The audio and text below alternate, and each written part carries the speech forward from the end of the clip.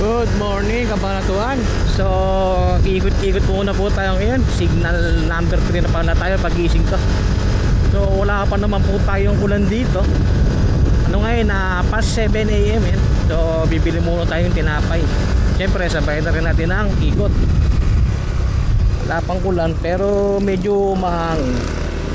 Pero kagabi, mas malakas may hangin yan. Dito tayo sa General Trimis Street. Pupunta po tayo kay Glenn Pandesal. Itutur ko muna po kayo dito sa Kabanatuan. Yung mga namimiss yung Kabanatuan, yung mga matagal na po wala rito yan. So ikot po tayo. Nandito po tayo ngayon sa Barangay San Berme Cristi, Kabanatuan City. So iikot na po tayo. Di baling malayo tayo mapunta ng bilihan ng Pandesal kay Glenn. Basta maitur po kayo.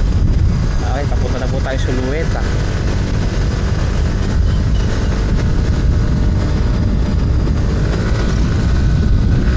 Medyo bibilisan natin konti. Nakabulo tayo ng red. Ayan, dito po tayo sa intersection ay sa Bihandre.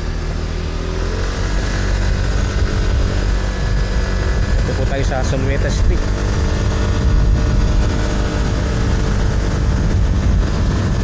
Tahimik yun, makakulap lang pa, makulimlim. Pero walang ulan. Kaya ito yung animal, namimiss yung animal yan. Ito yung mall namin nung bata ako. Ito pong animal na to. Pinakataas po tayo yung sinihan. Naalala ko nung bata ako. Tapos yung second floor, nandiyan yung mga laruan. Sa baba yung supermarket at may grocery. Ayan po yung FM Breads and Noodles yan. Yung 578.